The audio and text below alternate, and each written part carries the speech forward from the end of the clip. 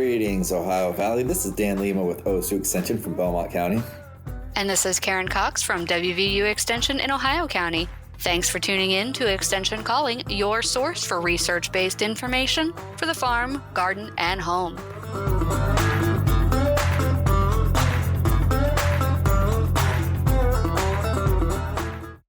Dan is away on military leave right now, so we're going to bring back some of our previous shows that didn't make it to the podcast. We hope that you enjoy them. As always, we welcome your feedback. Please share your thoughts and ideas at https://bit.ly/extension calling evaluation. That's https://bit.ly/extension calling evaluation, or rank us on your podcast app. If you'd like a written transcript of the show, please email me at Karen, Karen, .cox, COX, at mail.wvu.edu, or call 304-234-3673. Thanks again for listening. So let's talk about what is fertilizer. So fertilizer, simply put, is various sources of nitrogen, phosphorus, potassium, calcium, magnesium, and sulfur, your macronutrients. When we get into the micronutrients, we typically don't call it fertilizer per se, but we call it micronutrients. But when people talk about fertilizer, they're typically talking about NPK, calcium, magnesium, and sulfur. You'll notice that lime wasn't in there at all. Lime, even though it supplies a source of calcium and sometimes magnesium, for some reason doesn't fall in the category of fertilizer, and that's just the way it is. But maybe it's because of the calcium carbonate that actually does maybe because it works on pH alone. I didn't make the rules, but that's kind of the way it goes. Well, I think when you think of fertilizer, you're thinking of something that is going to help a plant grow. And while lime does help plants grow, it doesn't in a secondary fashion. And so maybe that's where they split it up, because the lime is going to be out there, and mostly its main focus is to adjust that pH. And so people don't typically use lime just as a fertilizer. So I'm going to guess that's where the rule split up. But we'll go with it because it's what we have to go with. Yeah, no. I mean, hey, that's good enough for me. All right. But when we always talk about fertilizer, so those elements that I'm talking about, we talk about the 4 R's, which is the right source. So we have different sources, the right rate. So how much are we putting on at once? The right time, when we're putting this stuff on, and the right place. So are we incorporating it? Are we banding it? So are we putting on a growing crop? So right source, right rate, right time, right place. And that has to do a lot with the formulation of certain fertilizers. Let's take, for instance, and it's really important to know when you're buying fertilizer, all fertilizer bags will have what's called an analysis. So it'll have 3 numbers. It'll have your nitrogen, your phosphorus, and potassium levels. So it'll be your N, P, and K. And they'll always be in that order. So let's go ahead and start with one it's not very common, not here, but very useful out west, and really good source of nitrogen, anhydrous ammonia. We don't do too much of that because anhydrous ammonia is NH3, which is a really useful formulation of nitrogen, which is not very leachable, because it's a positive charge, unlike nitrates that we always talk about leaching out, right? But it's a gaseous form, so it has to be injected. It's 82% nitrogen, so if you're looking at a cornfield, let's say, and you have a method of injecting it into the soil, it can be a very popular nitrogen source. So again, when you look at the right source, right time, right rate, right place, the formulation does play a factor. And anhydrous ammonia, 82% nitrogen. So very strong, high nitrogen. Yeah, and right time doesn't always just mean when it's right for the crop. It also means temperatures. Temperatures have a very large effect. And, if you're over 80 degrees, then anhydrous ammonia is just going to go straight back into the atmosphere. It's not going to do you any good. And so you really need to watch out But in this case, it's getting injected, Right. which will save it. Right. But you have to watch the temperatures, and each of these fertilizers or any soil application you're going to be using will have information in there as to do not use this above a certain temperature or below a certain temperature. So you want to make sure that you are reading the instructions all the way through on the packaging that comes with the material. Yeah, and something that we do use a lot is urea, and urea is 16% nitrogen, and it's granular, and that's what Karen was talking about. So it's ammonia based, and because it's surface applied, because it's a solid, if you have very hot temperatures, you'll have enzymes that are present in the soil that will basically turn it from that solid to a gas, and it'll volatilize. So placing it at the right time, temperature, rate, source, like it really takes a lot of thought, and reading the label will really make or break the success of that application. But let's kind of go into some other forms of nitrogen here that I have. There's aqueous ammonia, which is NH4OH. So that's 20 to 32%. It comes in liquid form. And because you got that, because it's ammonia hydroxide, OH, it's not going to acidify too much. So not very common, but you also have the limitation is, can you buy the things here? Which is a major factor. I mean, you don't think so, but transporting these things, being able to access them in a reasonable place, that's really going to influence a lot. So knowing what you have available is really going to be your best bet in terms of planning. Ammonium nitrate was something that used to be very, very popular, but and ammonium nitrate is NH4NO3. So you got the ammonium, and you got which is the NH4, which is a less leachable source of nitrogen, and you also have your nitrate, which is more easily uptaken by the plant because plant's able to nap it up with the water because it's leachable, and that's kind of the downside to the nitrate itself. But it can cause a lot of water issues. But because it's in a salt form, it's a solid, so you can surface apply it. It was always a lot more stable than urea. And ammonium nitrate, 33 to 34%, was a great nitrogen source, but because of security issues, it's harder to get, and again, because of the availability of that product, it becomes a little bit harder to manage how you use it. I don't know if Karen, do you have anything on that? Or all right, so ammonium sulfate's one. So AMS is one that's pretty popular, and it's one that's typically recommended for people that are growing roses, blueberries, right? Stuff that likes a more acidic soil. And ammonium sulfate has the nitrogen, and the sulfate, which then mineralizes into sulfuric acid in the soil, is what makes things acidic. So if you want to add a nitrogen source that also acidifies, ammonium sulfate is your best bet. It's a solid, 21% nitrogen, 24% sulfur.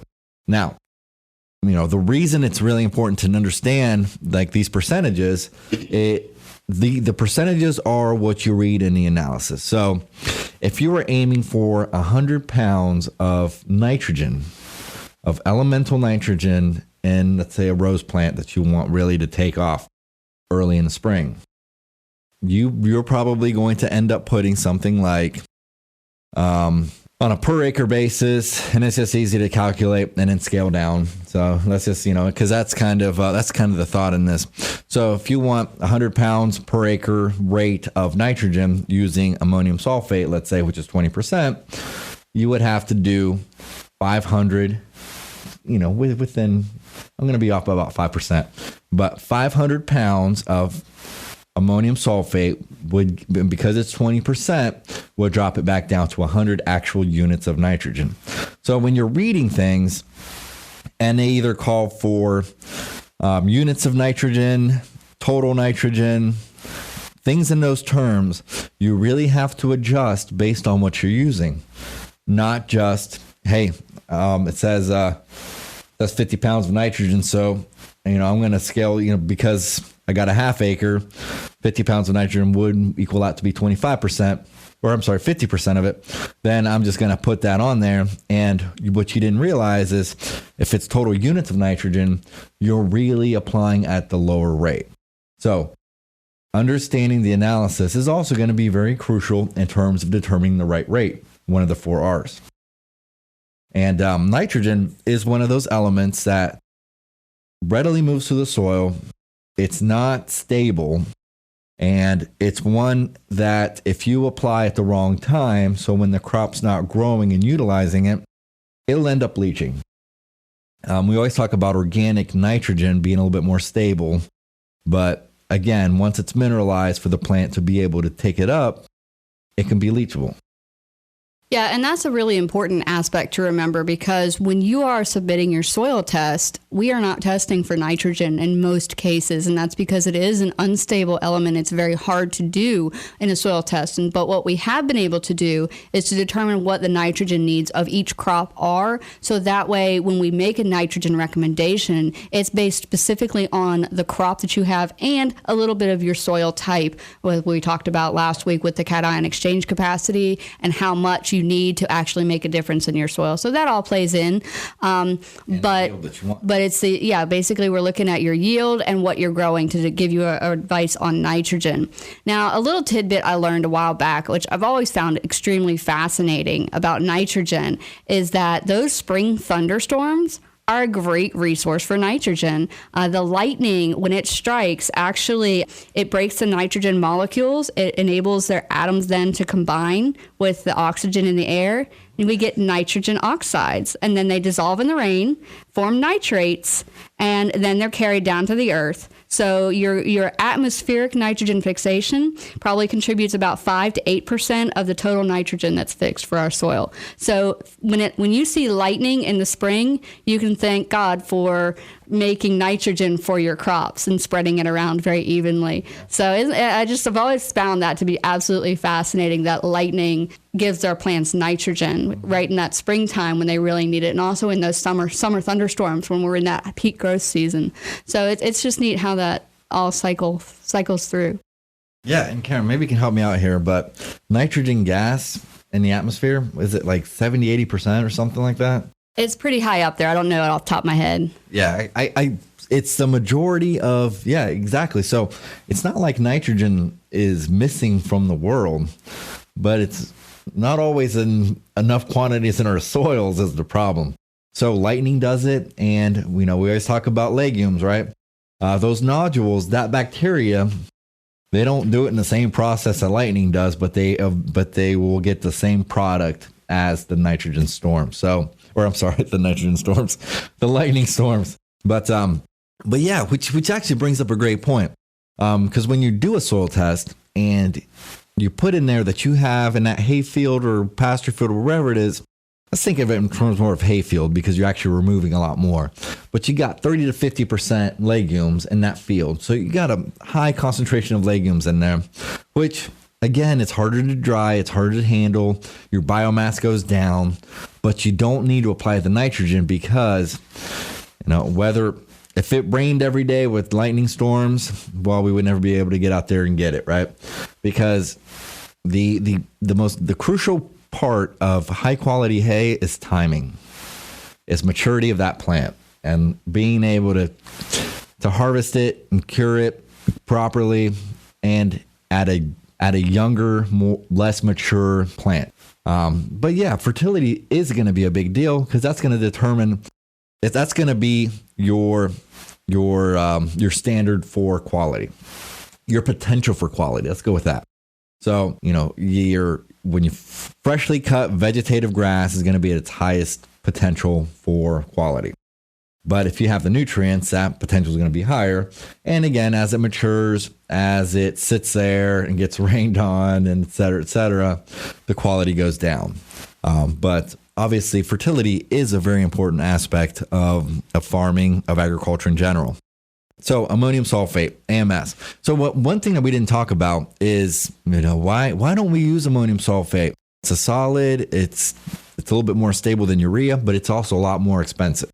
So price, even though it's not in the 4 R's, it's a big deal. And that's where the management aspect of it comes in, the record keeping aspect of it comes in. And also, maybe you don't have the ability to inject something in the soil, to run. Maybe you have a solid spreader, but you don't have any way to do something with liquids. And that's going to limit, again, what you could possibly put down on your farm. Yeah, and I think that's actually something that a lot of people overlook when they're doing their price analysis, and that is the cost of equipment, the cost of running the equipment, and then the depreciation that goes onto that equipment. So really, when you are looking at what you are going to put onto your fields or into your garden, you need to also consider into the price range that the type of equipment that is required to spread it, and how many things can you work together, and making sure that you can have the least number of passes to reduce the compaction, the time of year you can apply it, again, to reduce compaction. You don't want to be on a wet field. That's going to cause you, basically saving 1 day of wait time in a wet spring is going to cause you 7 years of headache for that soil to become uncompacted again. So yeah, definitely want to make sure that including in your timing, not just the plants and the temperature, but also how moist is the soil. You don't want it to be a rock out there like it is in September, but you also don't want it to be a squashy marsh, because that's really going to cause you a lot of problems down the road. Yeah, so let's talk about that. Let's go into phosphorus now, because we hit on nitrogen pretty good, but let's transition to phosphorus. One of the products that we have available here is DAP, which stands for diammonium phosphate. Diammonium phosphate is a solid. It's 18% nitrogen, 46% phosphate. We use DAP for amending phosphorus levels. Phosphorus is one of those things that are a lot more stable. They will stay there. A rich phosphorus soil, as long as there's no erosion, will maintain that phosphorus level. Will maintain that available. When you do a soil test, you're looking at available phosphorus. Let's not forget that. So the levels that the soil test tells you is what's available to the plant. Soil tests are designed to help you, even though you think they're trying to confuse you. It just takes some doing, some getting used to. But once you understand it, they break it down enough for you to be able to utilize it as a great resource and tool.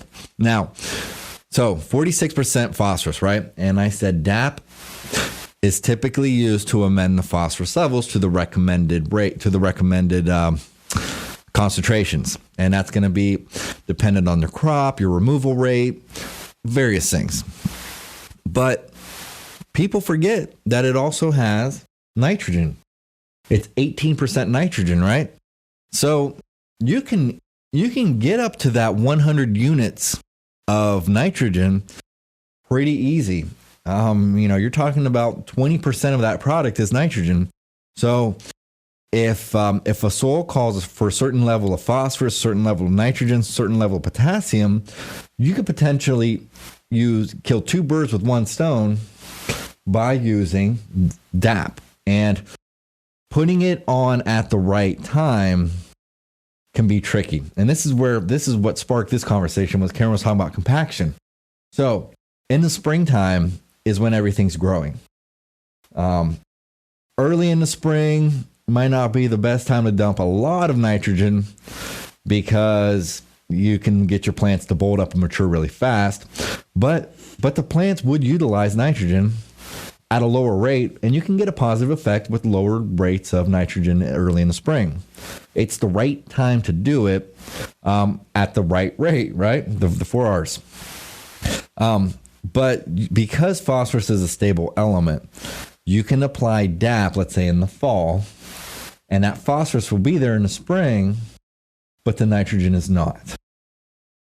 But Karen's right. It's hard to get out there in the spring with all the rain and be sure that you're not messing up the field, because now you got bigger problems than just lack of nitrogen. So again, it's about planning, it's about management, but thinking this stuff through can really help you out, but it's tricky. You know, you really got to think soil health as a priority here, because soil health is your long-term investment. That nitrogen is more your short-term investment. So you can't mess up the long-term investment by something that's going to be short-term good. Yeah, and basically when you look at it in the long run, that nitrogen in the spring application is actually going to be detrimental. So your grasses are going to bolt up, you're going to shade out your clovers. Small application. So a very small application would be better. You really want to take into account what your clovers are doing. So we will talk more about that. If you have questions about nitrogen in the springtime or whatever you have questions on, feel free to contact us at the local extension office or your local extension agent if you're listening in another region. So thanks for tuning in, and we will catch you next time. Thanks for listening to Extension Calling. This show is a collaboration between OSU Belmont County Extension Educator Dan Lima and WVU Ohio County Extension Agent Karen Cox. If you'd like a transcript of this show, contact us at the office. Also, let us know if you enjoy the show by ranking us on your podcast app.